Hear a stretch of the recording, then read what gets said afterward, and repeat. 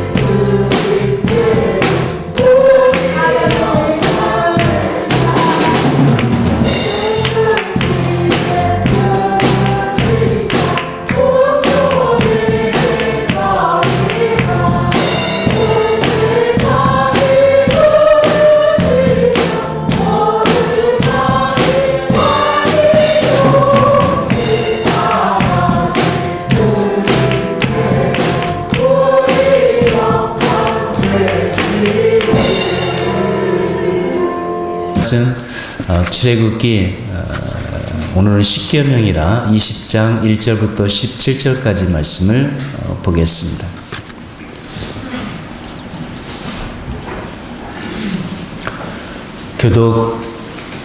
교독하겠습니다.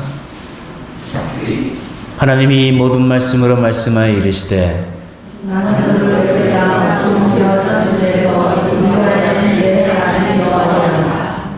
너는 나 외에는 다른 신들을 내게 두지 말라. 너를 위하여 새 이상을 만들지 말고 또 이도 하나님의 것이나 나를 하나님의 것이나 나 아래를 쓰는 것에 어떤 형상으로 만들지 말며 그것들에게 절하지 말며 그것들을 섬기지 말라.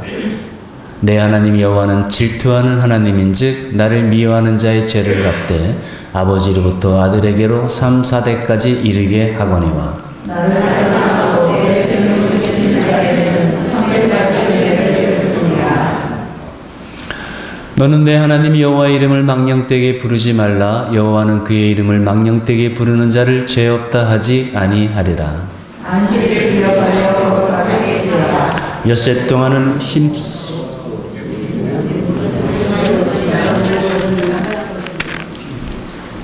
일곱째 날은 내 하나님 여호와의 안식일인즉 너나 내 아들이나 내 딸이나 내 남종이나 내 여종이나 내가 각 가축이나 내 문 안에 머무는 객이라도 아무 일도 하지 말라.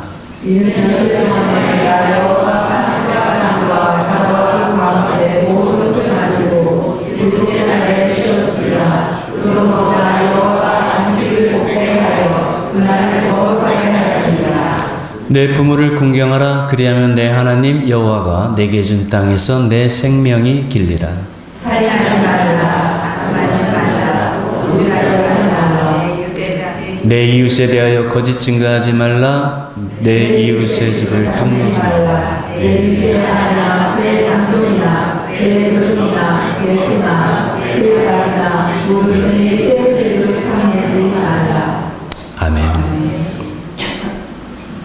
오늘 본문이 21장 22절에서 26절까지 제단을 쌓는 것까지 하나님께서 말씀을 주신 것까지 오늘 말씀을 전하려고 했습니다만 오늘은 십계명에 집중하는 게 좋을 것 같아서 1절부터 17절까지 말씀을 함께 낭독했습니다.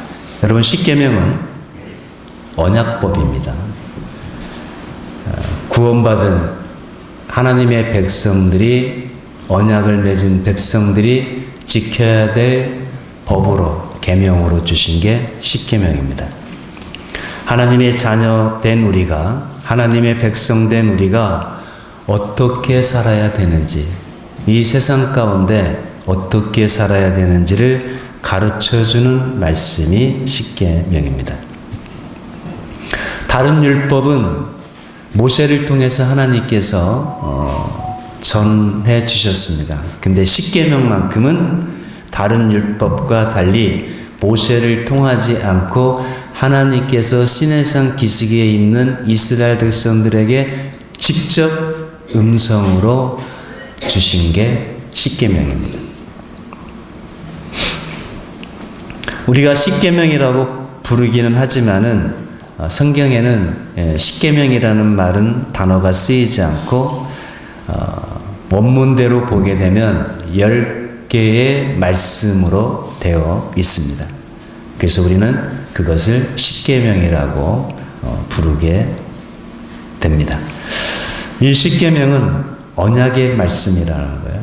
세상 모든 사람들도 이 10가지 계명을 알고 지켜야 행복하겠지만 이 십계명은 언약법이라는 것을 기억할 필요가 있습니다. 출애굽기 34장 28절 말씀을 보게 되면 모세가 여호와와 함께 40일 40야를 거기 있으면서 떡도 먹지 아니하였고 물도 마시지 아니하였으며 여호와께서는 언약의 말씀 그 십계명을 그 판들에 기록하셨더라.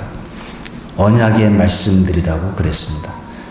언약의 말씀, 그게 십계명입니다. 하나님께서 이스라엘 백성들과 언약을 통해서 관계를 맺으셨습니다. 마치 결혼식을 하고 혼인신고를 한 남편과 아내처럼 이제는 법적인 관계, 공식적인 관계로 하나님과 이스라엘 백성들이, 하나님과 우리가 그렇게 언약을 맺은 것입니다. 에레미야 31장 31절 이하에 보게 되면 에레미야인데 거기서 하나님께서 새 언약을 말씀하시면서 옛 언약을 이야기를 하십니다. 그러면서 내가 그들의 남편이 되었다, 그렇게 말씀을 하십니다. 마치 하나님과 이스라엘 백성들과 맺은 언약, 하나님과 우리와 맺은, 그래서 우리가 하나님의 자녀, 하나님의 백성 된 우리가 맺은 언약은 법적이고 공식적인, 마치 부부가 된 것처럼 하나님은 우리의 남편이 되고 우리는 하나님의 신부가 되는, 하나님이 우리의 하나님이 되고 우리는 하나님의 백성이 되고, 하나님은 우리의 아버지가 되고 우리는 하나님의 자녀가 되는 공식적이고 법적인 관계 속으로 들어가는 것이 바로 언약입니다. 이 언약의 말씀들, 이 언약 백성된 우리에게 이렇게 살라고 주신 계명이 바로 십계명입니다. 우리가 지난 시간에 출애굽기 19장에서 시내산 언약을 맺을 때 모세가 하나님과 이스라엘 백성 사이를 왔다 갔다 하면서 중개자 역할을 한 것을 우리가 보았습니다. 하나님께서 모세를 산꼭대기에 올라오도록 부르셔서 먼저 내가 애굽 사람들을 어떻게 인도하였는지, 애굽에서 내가 너희들에게 어떻게 하였는지, 그리고 독수리 날개로 업어서 이 시내산까지 어떻게 인도하셨는지 너희가 보았지 않았느냐. 만일 너희가 내 말을 듣고 나와 언약을 맺으면 하나님께서 이렇게 해주시겠다고 3가지 약속을 하셨습니다. 첫 번째는 뭐였죠? 나의 소유로 삼겠다. 이 소유라는 것은 우리 한글에서는 소유라고 번역을 했지만 원래는 세귤라, 다른 성경 번역에서는 이거를 보물일로 삼겠다 그렇게 하나님께서 약속하셨습니다. 가장 존귀한 존재, 가장 소중한 보물처럼, 보석처럼 너희를 여길 것이다. 여러분, 가장 소중한 보물, 보석은 어디에다 두나요? 금고에다가 따로 보관하겠죠. 그렇게 하나님의 백성된 그 언약을 너희들이 언약을 맺게 되면 내가 너희를 세상에서 가장 존귀한, 가장 귀한 보석으로, 보물처럼 여길 거라 이렇게 약속하셨고, 두 번째는 내가 너희를 제사장 나라 삼을 것이다. 제사장은 하나님과 백성들 사이에 다리 역할을 해주는 사람이 되니까 제사장 나라가 된다는 것은 세상 사람들이 너희를 통해서 하나님을 알게 되고 하나님을 만나게 되고 하나님의 복을 누리게 되는, 만국을 살려내는 그런 제사장 나라가 되게 하겠다. 두 번째 약속이었죠. 세 번째는 내가 너희를 거룩한 백성으로 삼을 것이다. 천하 만민 중에서 너희들을 특별히 구별해서 선택받은 하나님의 백성으로 삼을 것이다. 이렇게 세 가지 약속을 주셨습니다.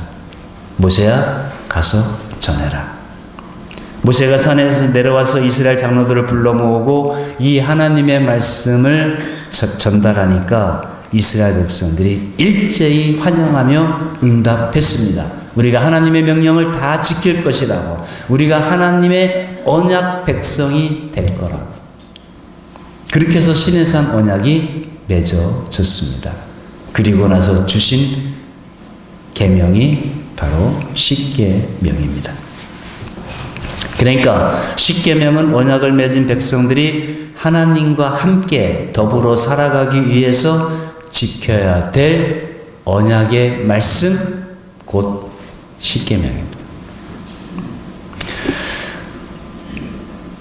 자, 십계명 1계명부터 한번 보겠습니다. 1절부터 한번 보게 되면 하나님이 이 모든 말씀으로 말씀하여 이르시되 나는 너를 애굽 땅 종되었던 집에서 인도하여 낸 내 하나님 여호와니라. 내 하나님 여호와니라, 저 말씀이 십계명에 5번 나옵니다. 내 하나님 여호와라. 그러니까 하나님은 우리의 하나님, 너의 하나님이라는 뜻이죠. 자, 1계명이 나옵니다. 1계명. 너는 나 외에는 다른 신들을 내게 두지 말라. 뭐 잘못됐나요? 하나님과 지금 법적인, 마치 결혼식을 한 깊이 사랑하는 관계로 그런 언약을 맺었습니다. 너는 나 외에는 다른 신을 내게 두지 마라. 사랑하는 연인이 이제 함께 언약을 맺어 결혼식을 했고 법적으로 부부가 되었습니다. 그런데 어느 날 아내가 남편한테 당신은 나 말고도 다른 여자하고 만나고 놀러 다녀도 괜찮아. 그게 사랑하는 관계인가요? 아내가 너무너무 너그러운 아내인가요? 그렇게 만약에 말했다면 아내가 남편을 생각하는 남편에 대한 존재가 그 정도밖에 안 되는 거잖아요. 나를 사랑하는 정도가 그것밖에 안 되는 거잖아요. 하나님이 우리에게 향한 사랑은 자기 목숨을 우리에게 주실 만큼 우리를 사랑하신 관계입니다. 당연히 일편단심해야 되죠. 너는 나 외에는 다른 신들을 내게 두지 마. 다른 우상들하고 놀아다니지 마. 만약에 하나님께서 나하고 언약을 맺었으니까 내가 너희들을 사랑하니까 다른 우상들하고 막 숭배하고 같이 놀아나도 괜찮아. 하나님이 그렇게 말씀하셨다면 하나님께서 우리를 사랑하시는 정도가 그 정도밖에 안 되는 거잖아요. 우리를 그 정도 가치로밖에 여겨주는 것 아니잖아요. 그죠?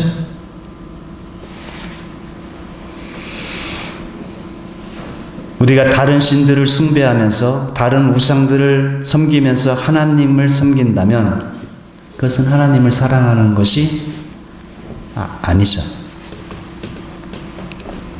너는 나 외에는 다른 신들을 내게 두지 말라. 이게 1계명 언약법이라고 그랬습니다. 제2계명은 뭐예요? 너를 위하여 새긴 우상을 만들지 말라. 어떤 것도 보이지 않는 하나님을 형상으로 만들어 내놓고 거기에 절하거나 섬기지 말라는 겁니다. 쉽게 하나님께서는 하나님의 형상을 보여주신 적이 한 번도 없어요. 십계명을 주실 때도 음성으로만 주신 거지 하나님의 형상을 보여주신 적이 없어요. 근데 공중에 날아다니는 새들이나 아래로 땅에 있는 기어다니는 짐승이나 벌레들이나 그 물속에 있는 물고기들 가지고 어떤 형상도 만들어 내놓고 이것이 우리 하나님이라고 만들지 말라는 겁니다.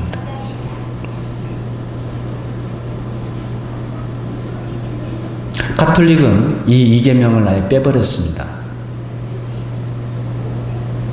찔리는 게 있거든요. 형상을 만들어 놓고 잘못된 겁니다. 그 다음 절을 보게 되면 그것들에게 절하지 말며 그것들을 섬기지 말라. 내 하나님 여호와는 무슨 하나님이라고요? 질투하는 하나님. 질투는 누가 하죠? 질투를 왜 하죠? 사랑하니까 질투하죠. 사랑하지 않는데 왜 질투를 해요? 저 사람은 저렇게 살면 안 되는데, 안타깝네. 이 정도지. 근데 내가 사랑하는 사람은 질투가 나요. 하나님이 나 여호와는 질투하는 하나님이라 하신 것은 하나님이 우리를 그만큼 사랑하시기 때문에 질투하는 거잖아요.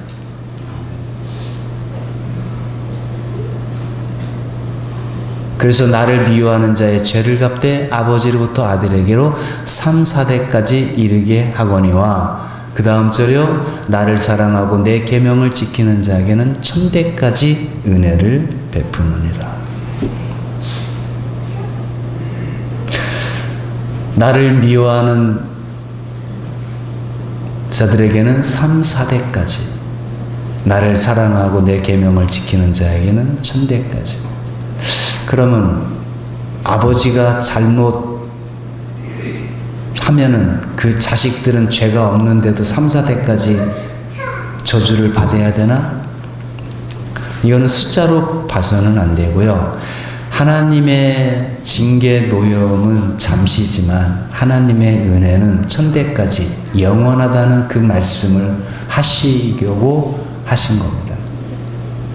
예를 들어서 부모님들이 불교를 먼저 우상을 섬겼다고 하면은 그 자녀 3, 4대까지는 그냥 그 우상으로 자연스럽게 따라가지 않나요?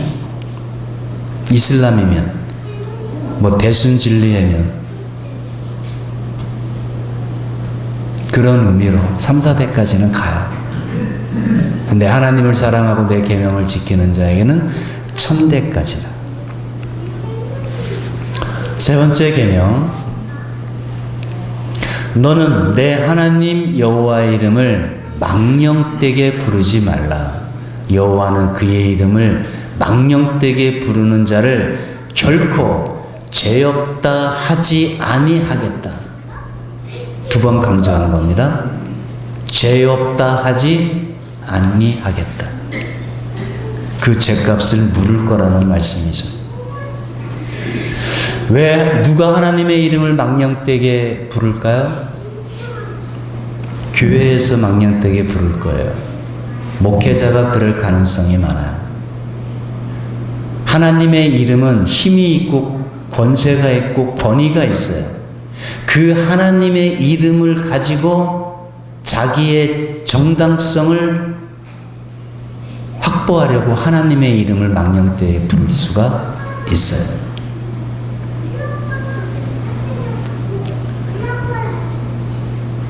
주의 종에게 대적하면 저주받을 거라고. 그게 하나님의 이름을 망령되게 부르는 것이 됩니다.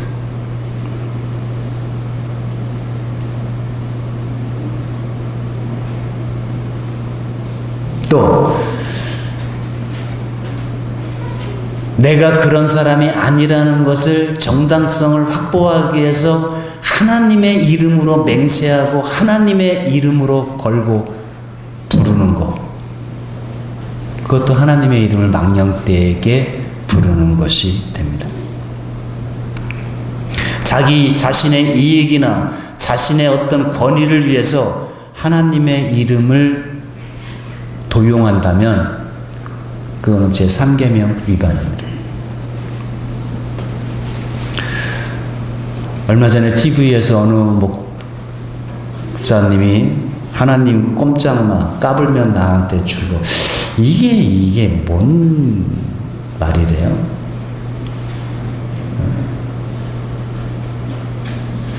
망령되이 부르는 자를 결코 죄 없다 하지 아니하겠다. 언약법입니다. 자신의 목적을 위해서 하나님의 힘, 하나님의 권위를 함부로 사용하지 말라는 겁니다. 자신의 정당화를 위해서 하나님의 이름을 끌어다 쓰지 마라. 내가 하나님의 이름으로 맹세한다 말이지. 하나님이 내 마음을 안단 말이지. 이게 자신의 정당성을, 자신의 이익을, 자신의 어떤 그런 것을 정당화하기 위해서 하나님의 이름을 부르는 것. 하나님께서 우리에게 하나님의 이름을 주신 것은 하나님의 이름으로 기도하라고, 하나님을 찬양하라고, 하나님의 그 사랑을 전하라고 우리에게 그 이름을 주신 거지, 자신의 정당성을 지키려고 확보하려고 하나님의 이름을 주신 적이 없어요. 하나님의 이름으로 다른 사람을 저주하거나 그러지 말고 하나님의 이름으로 맹세하지도 말라.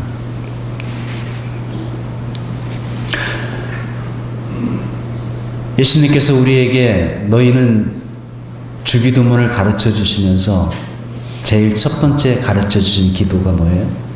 하늘에 계신 우리 아버지여, 그 하나님 아버지의 이름이 거룩히 여김을 받게 해달라고, 그렇게 기도하라고 가르쳐 주셨잖아요. 하나님의 이름이 거룩히 여김을 받을 수 있도록. 누가? 하나님의 백성들이. 누가 우리 아버지의 이름을 함부로 부르거나 모욕하거나 그러면 마음이 어때요? 자녀들 마음이. 그래서는 안 되는 거죠. 제 다음 4계명, 안식일을 기억하여 거룩하게 지키라.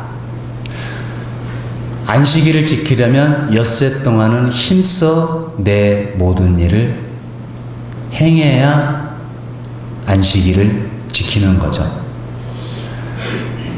6일 동안 일하지 않고 빈둥빈둥 놀면 안식일이 의미가 없어요. 맨날 쉬고 있는데. 안식일을 지키려면 엿새 동안은 힘써 일을 해야 됩니다. 그 다음 절에 보게 되면 일곱째 날은 내 하나님 여호와의 안식일이다. 사람의 안식일이 아니라 하나님의 안식일이다. 하나님의 날이라는 거예요. 오늘 주일은 하나님의 안식일, 하나님의 날. 그래서 우리가 창조주 하나님을 기억하면서 이 주일은 쉬는 거죠. 안식하는 거죠. 그래서 너나 내 아들이나 내 딸이나 내 남종이나 내 여종이나 내 가축이나 내 문 안에 머무는 이스라엘 백성이 아니라 이방 외국인 노동자라도 아무 일도 시키지 말라.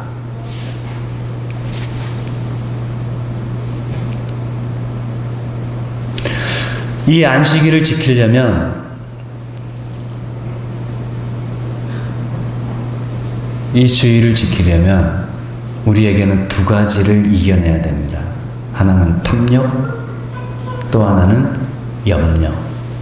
왜 탐욕을 이겨내야 안식일을 지킬 수 있냐면 오늘 안식일날 주일날 일을 시키면 돈을 더 많이 벌 수 있는데 오늘은 장날인데 오늘은 대목인데 이 탐욕 때문에 쉬지 않는 거예요. 일꾼들도 쉬지 못하게 일을 시키는 겁니다. 또 하나는 염려. 요즘 불경기인데 오늘이라도 가게 문을 열고 장사를 해야 유지가 될 것 같은데 이 염려 때문에 쉬지 못하는 겁니다. 그래서 안식일을 지키려면 이 탐욕과 염려를 넘어서야 됩니다. 어떻게? 하나님께서 그 이유를 가르쳐 주십니다. 그 다음 절, 이는 하나님께서 왜 엿새 동안에는 힘써 일하고 제 7일 안식일은 쉬라고 말씀하셨냐면 이는 엿새 동안에 나 여호와가 하늘과 땅과 바다와 그 가운데 모든 것을 만들었다. 천지창조죠. 그리고 제 7째 날에는 하나님께서 쉬었어요. 하나님께서도 6일 동안 천지창조하시고 제 7일에는 하나님께서 안식하셨단 말이에요. 그러므로 나 여호와가 안식일을 복되게 하여 그날을 거룩하게 하였다. 그러니까 이 말씀을 왜 하셔요? 내가 창조주 하나님이야. 온 세상 우주 만물 역사의 모든 주관을 하나님이 하시는 거야. 그러니까 무슨 말이에요? 나 믿고 쉬라는 거 아닙니까? 그죠?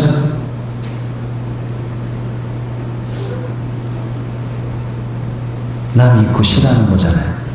그러니까 안식일날 쉬지 못하는 것은 뭐예요? 하나님을 신뢰하지 못하기 때문에 그래요.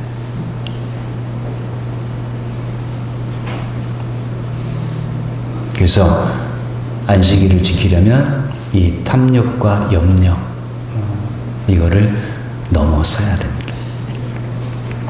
언약법입니다. 하나님의 백성. 세상 사람은 어떻게 하더라도 너희들은 이 말씀대로 살아야 돼.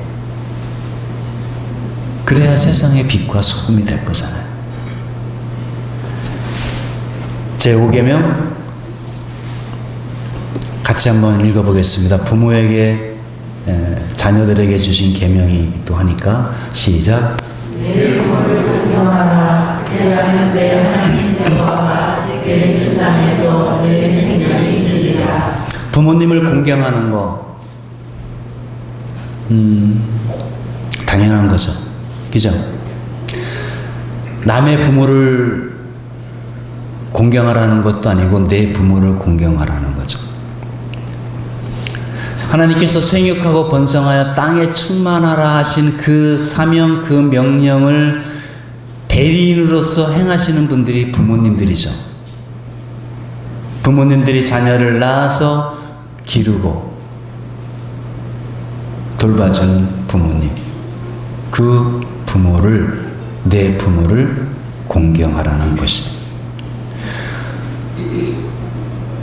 이것도 부족해서 하나님께서 약속까지 붙여주셨어요. 그리하면 내 하나님 여호와가 내게 준 땅에서 내가 생명이 길 거야. 에베소서에서 보게 되면 사도 바울은 내가 잘 되고 생명이 길 거야. 내가 잘 된다는 거야. 단순히 오래 산다는 것이 아니라 잘 되고 형통하게 된다는 거죠. 왜 하나님께서 5계명에는 하나님과의 관계에서 사랑과의 관계로 넘어갈 때 제일 첫 번째 주신 계명이 내 부모를 공경하라고 그랬어요. 이것이 기초이기 때문에 그렇습니다. 내 부모를 공경하지 않는 사람이 누구를 공경하겠어요? 내 부모의 말씀도 듣지 아니하는 사람이 누구의 말을 듣겠어요?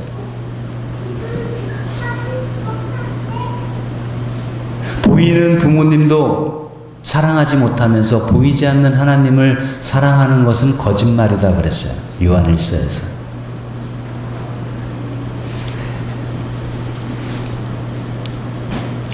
십계명에 부모님을 위한 계명은 있어요. 부모를 위한 계명.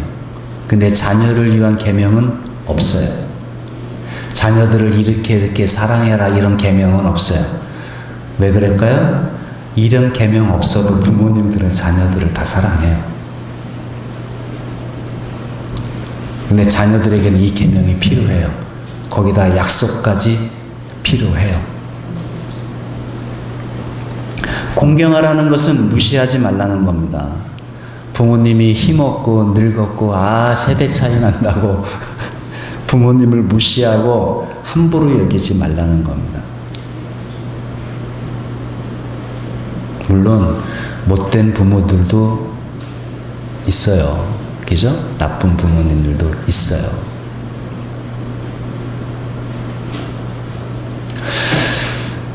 그래서 우리 자녀들에게 너 오늘 주일 설교 들었지? 내 부모를 공경하라고 했잖아. 너 앞으로 나한테 효도해. 윽박지르기 전에 하나님께서 약속을 주셨잖아요.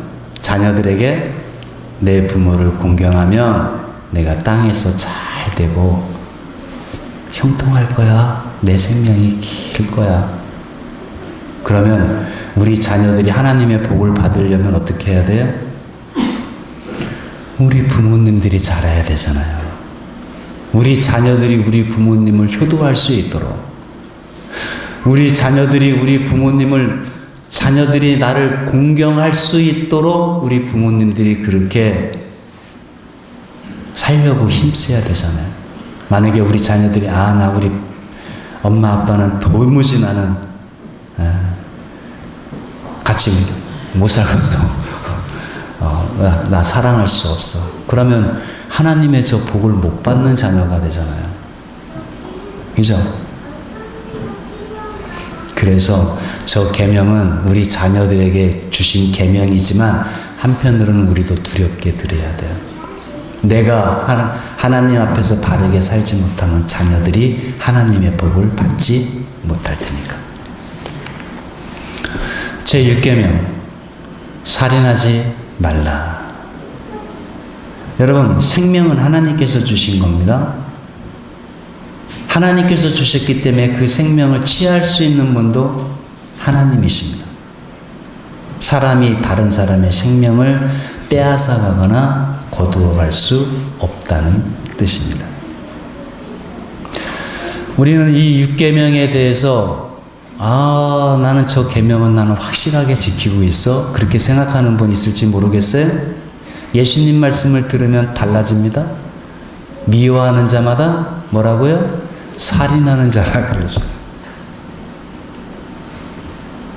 여러분, 살인도 우발적이거나 실수로 살인하는 경우도 있지만 대체적으로 살인하는 그 내막을 보게 되면 미움에서부터 출발해요. 그죠? 미움이 증오가 되고 증오가 쌓여서 살인까지 가는 거랍니다. 마태복음 5장 21절에서 24절까지 말씀을 보게 되면 옛사람에게 말한 바 살인하지 말라. 누구든지 살인하면 심판을 받게 되리라 하였다는 것을 너희가 들었으나 나는 너에게 이르노니 형제에게 노하는 자마다 심판을 받게 되고 형제를 대하여 락하 욕하는 고리 빈름 같으니라고 이런 욕하는 라가라 하는 자는 공회에 잡혀가게 되고 미련한 놈이라 하는 자는 지옥불에 들어가게 되리라.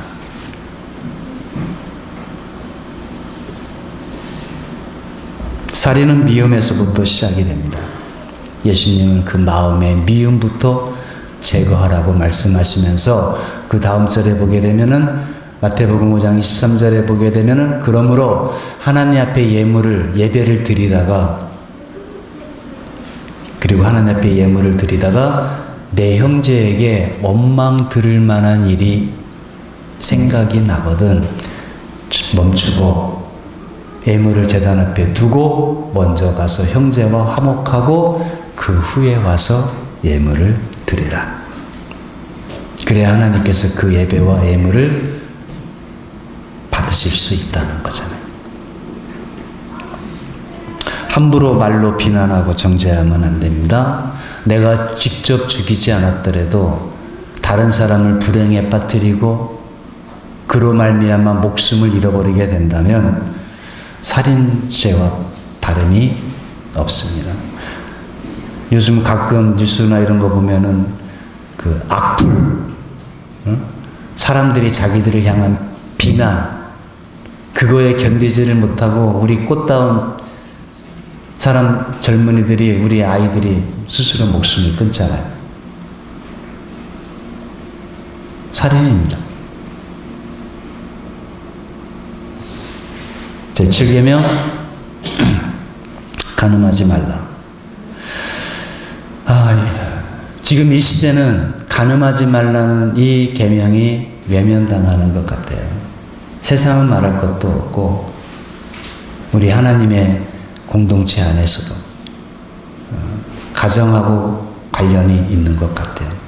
가정을 바르게 세워지려면 결혼이 소중하게 여겨져서 침상이 더럽혀지면 안 된다. 하나님께서는 간음하는 자들을 반드시 하나님께서는 심판하시겠다고 말씀하고 계십니다. 그 다음에 도둑질하지 말라. 남의 것을 훔치지 말라는 겁니다. 도둑질하면은 반드시 갚아야 돼요. 하나님 죄송해요. 내가 잠시 정신 나갔는가 봐요. 네, 다시는 안 그럴게요. 하나님 용서해 주세요. 그걸로 하나님의 율법은 21장부터 22장부터 21장부터 24장까지 그리고 다른 율법을 하나님께서 레위기라는 법 속에서 보게 되면 하나님께서는 갚으라 돼 있어요. 도둑질한 것은. 갚을 게 없으면, 가난해서 갚을 게 없으면 내 몸을 팔아서라도 노예가 돼서라도 갚으라 하셨어요. 그냥 말로 때우지 말고 그래야 다시는 도둑질을 하지 않을 거니까. 만약에 훔친 물건이 그대로 누구한테 팔아서 이익을 챙겼으면 4배로 갚게 하셨어요. 근데 내가 훔쳐서 그대로 가지고 있으면 2배로 갚게 하셨어요. 도둑질하려 하는 그 마음을, 그것을 뿌리채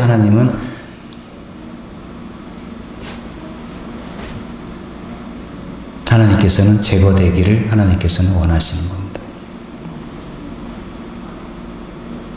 출애굽기 22장 3절 말씀 제가 해놨죠. 해 돋은 후에는 피 흘린 자가 있으리라. 도둑은 반드시 배상할 것이나 배상할 것이 없으면 그 몸을 팔아 노예가 되더라도 종이 되서라도 그 도둑질한 것을 배상할 것이라. 도둑질 한번 잘못하다가는 이거 살림 거덜날 수가 있습니다. 그 정도로 하나님께서는 도둑질에 대한, 우리 하나님의 백성들은 그렇게 살아서는 안 돼.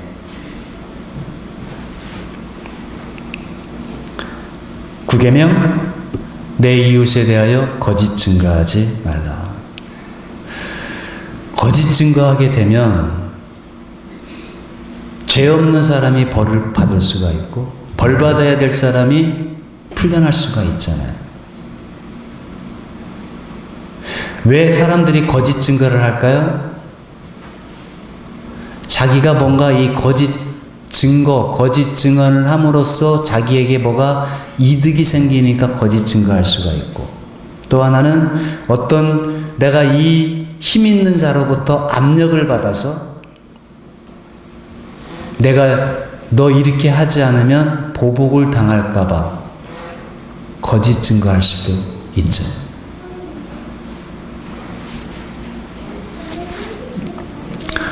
거짓 증거는 다른 사람에게 정말 억울하게 해줄 수 있고, 다른 사람을 불행과 피눈물하게 할 수도 있는 아주 나쁜 것이기 때문에 내 이웃에 대하여 거짓 증거하지 말라. 마지막 10번째 계명은 내 이웃의 집을 탐내지 말라. 내 이웃의 아내나 그의 남종이나 그의 여종이나 그의 소나 그의 낙이나 무릇 내 이웃의 소유를 탐낸 겁니다, 여러분. 구체적으로 내가 그것을 빼앗아 오거나 실행에 옮긴 게 아니에요. 마음으로 생각한 겁니다. 아, 저거 갖고 싶다. 저거 내 거 할까? 생각입니다. 탐심은. 그래서 사람들이 이게 죄인 줄 잘 몰라요. 사도 바울도 그렇게 이야기를 했어요. 계명에, 하나님의 법에 이 탐심이 죄인 줄 나도 몰랐다 그랬어요. 율법에 있으니까 이것이 죄인 줄 알았다는 겁니다. 내가 구체적으로 도둑질하지 않았습니다. 강도짓을 해서 남에게 피해를 주지 않았어요. 그냥 생각만 했어요. 마음으로 탐심만 했어요.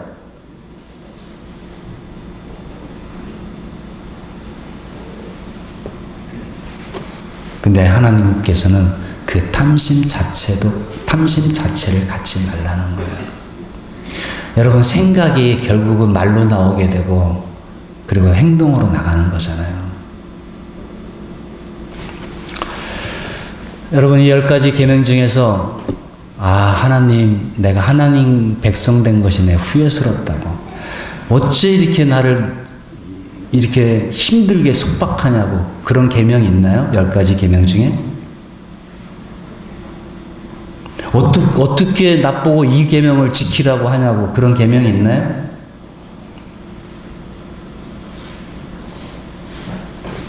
바꿔 말해서 누가 다른 사람이 우리 가족을 살인하고 간음하고 도둑질하고 거짓 증거하고 탐심을 가지면 좋겠어요?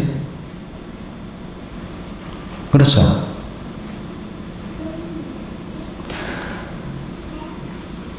우리의 행복을 위해서 주신 계명입니다.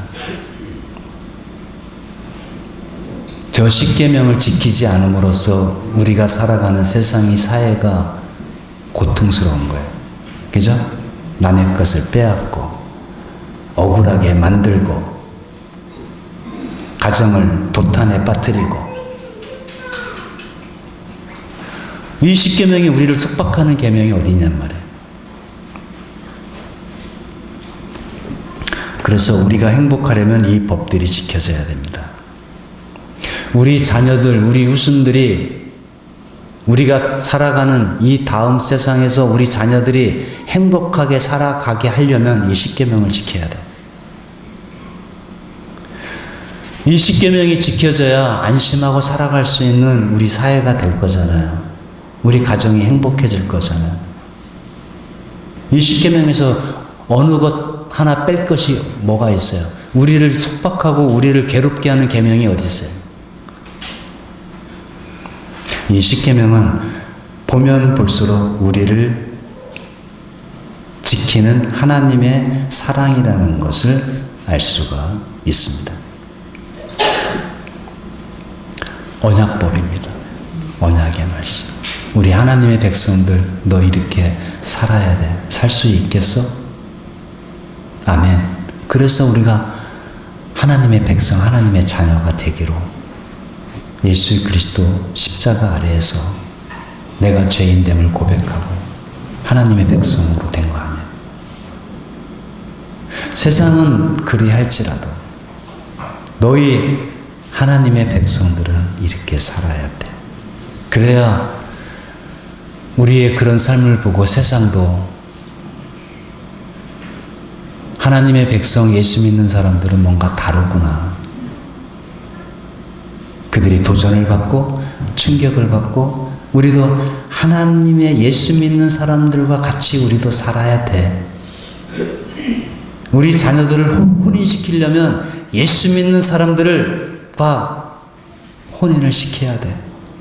이런 말이 나올 정도. 너희는 세상의 빛이다. 너희는 세상의 소금이다. 그런 저와 여러분 음악 공동체가 되기를 주님의 이름으로 축원을 드립니다. 기쁜 날 주 나의 죄 다 씻은 날 늘 깨어서 기도하고 늘 기쁘게 살아가리. 기쁜 날 주 나의 죄 다 씻은 날 이 좋은 날 내 전한 몸 새 사람이 되었으니 이 몸과 마음 다 바쳐서 영광의 주를 섬기리. 기쁜 날 주 나의 죄 다 씻은 날 늘 깨어서 기도하고 늘 기쁘게 살아가리. 기쁜 날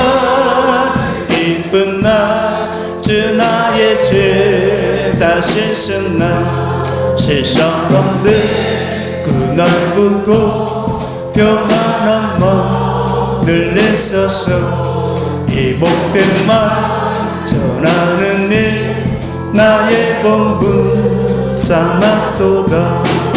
기쁜 날 주 나의 죄 다 씻은 날 늘 깨어서